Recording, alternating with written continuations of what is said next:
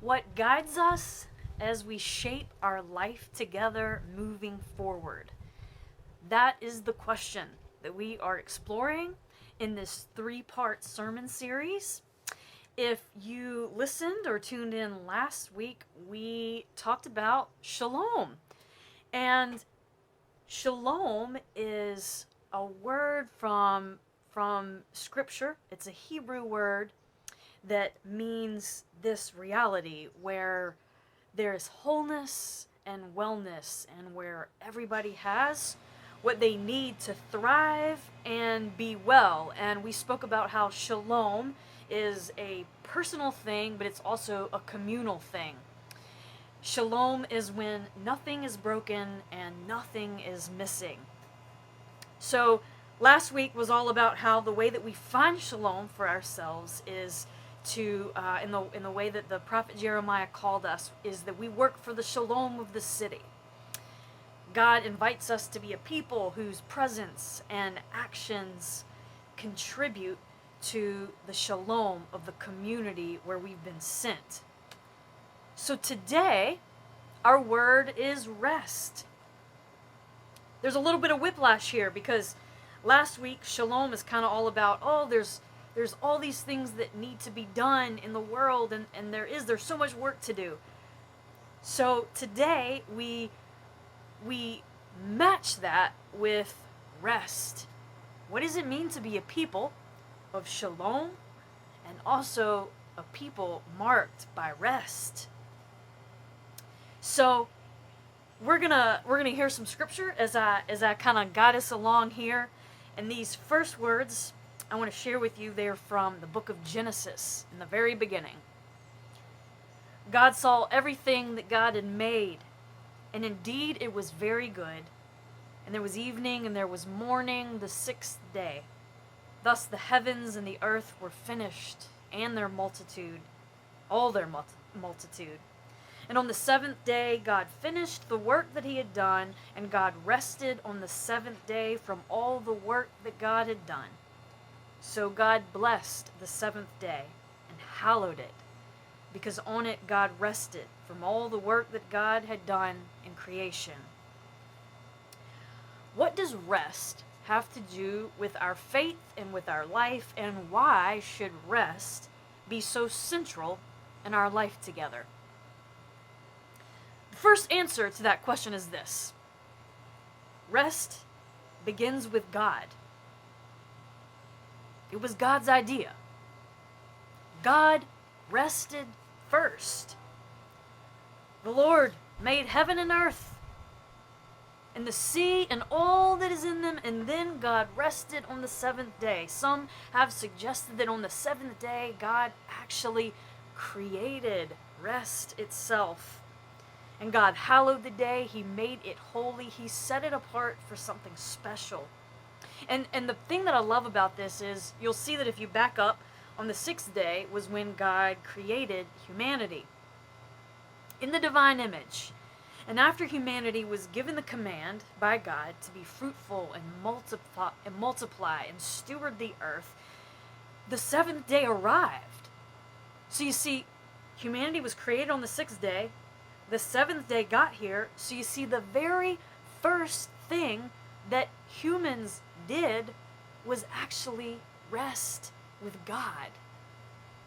That means that God's design was for humanity to work from rest and not the other way around. The first thing humans did was rest with God. So this is the second week in a row that you're going to learn some baby Hebrew.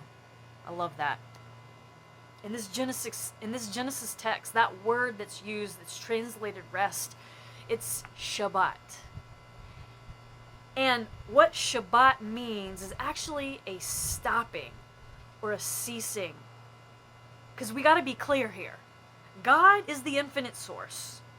God doesn't get tired. God don't need no nap.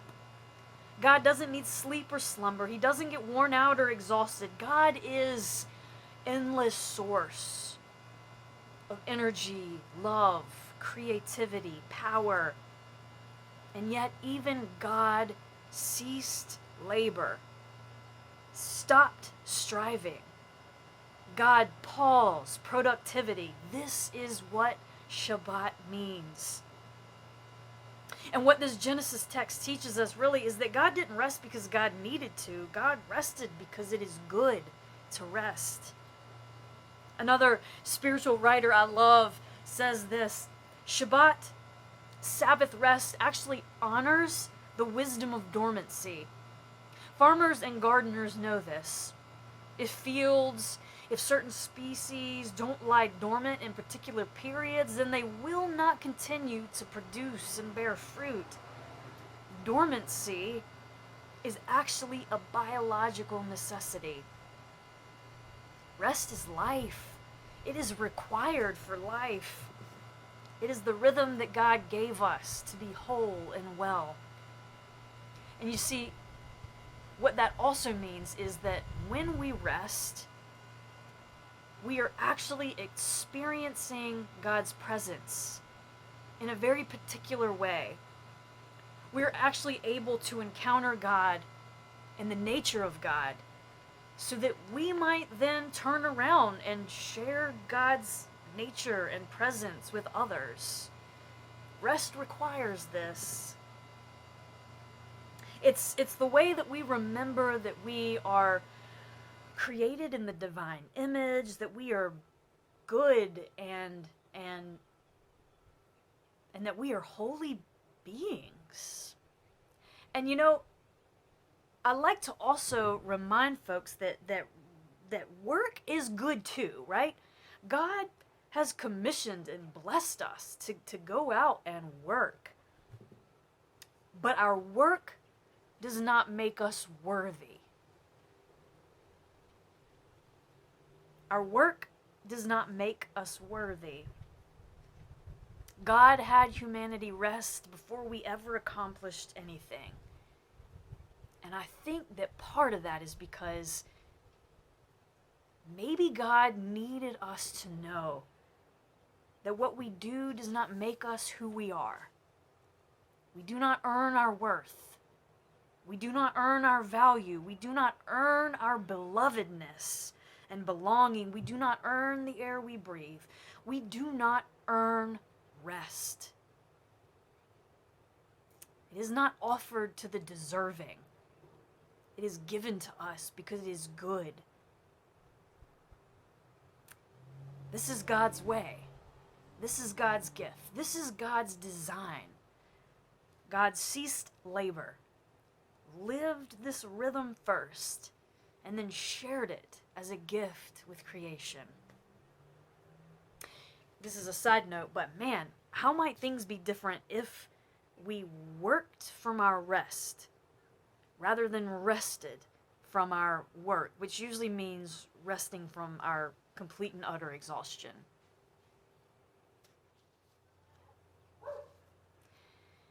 Hear these words from Exodus chapter 20. It's God speaking to the people, giving the 10 Commandments. I am the Lord your God, who brought you out of the land of Egypt, out of the house of slavery. Remember the Sabbath day and keep it holy.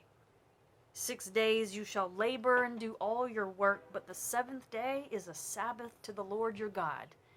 You shall not do any work. You, your son or your daughter, your male or female slave, your livestock, or the alien resident in your towns. For in 6 days the Lord made heaven and earth, the sea and all that is in them, but rested the 7th day. Therefore the Lord blessed the Sabbath day and consecrated it. It's very important that when we think about rest, we remember the context in which the command to rest was given. Rest is more than just renewal and replenishment. It's actually a way to resist the prevailing culture. It's a way to practice liberation, even in hard circumstances, even in conditions of oppression. The original Sabbath command was given to a people who had been enslaved in Egypt. Under Pharaoh's hand, people were expected to work endlessly and to produce more and more so that a ruler that cared nothing for the people's well-being could get rich and profit. That doesn't sound like I'm describing any kind of biblical ancient system, does it?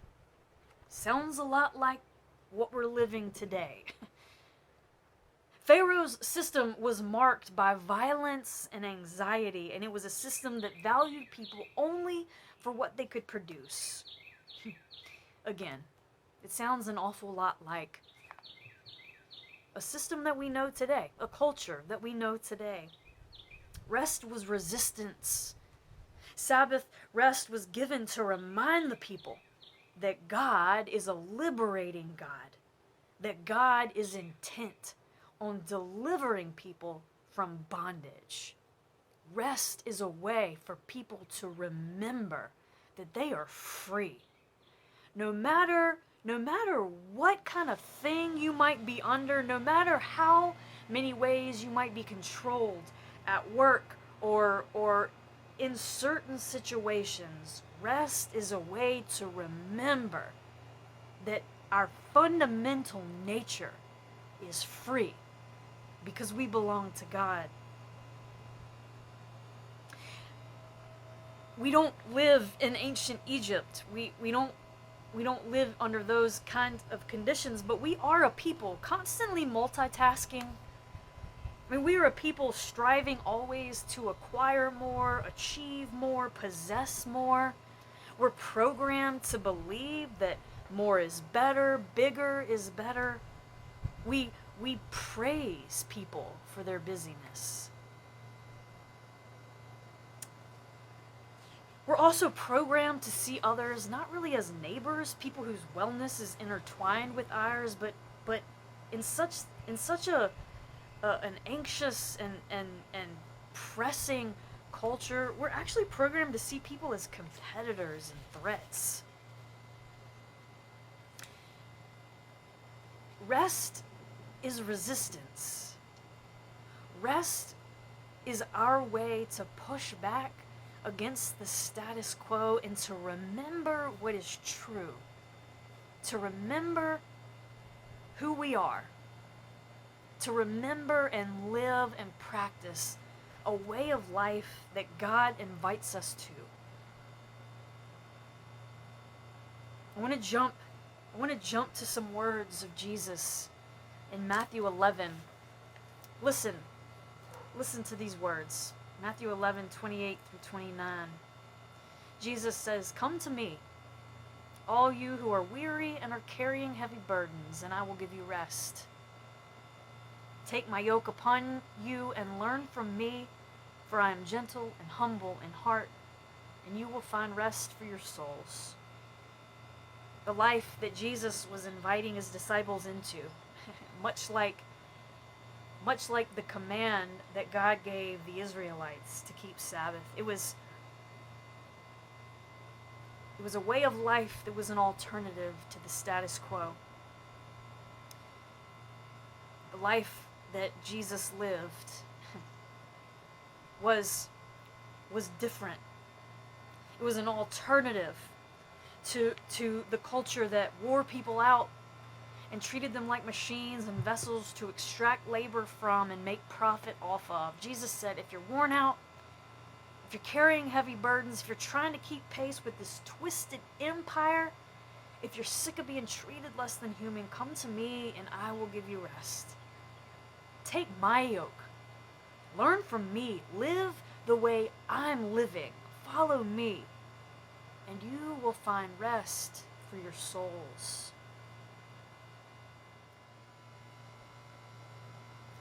I want to share one last scripture with you. It's kind of another example of how God begins this. And God shows us the way on this. This is from Mark chapter 1, and it's verses 35 through 38. This is in the very beginning of Jesus' ministry. In the morning, while it was still very dark, Jesus got up and went out to a deserted place, and there he prayed. And Simon and his companions hunted for him. When they found him, they said to him, "Everyone is searching for you." He answered, "Let us go on to the neighboring towns, so that I may proclaim the message there also, for that is what I came out to do." Jesus is baptized. He immediately goes out into the wilderness on a 40-day retreat by himself to be with God before he begins his ministry. Now, when Jesus gets back from his time in the wilderness, he calls his first disciples. He performs his first miracle of casting out a demon.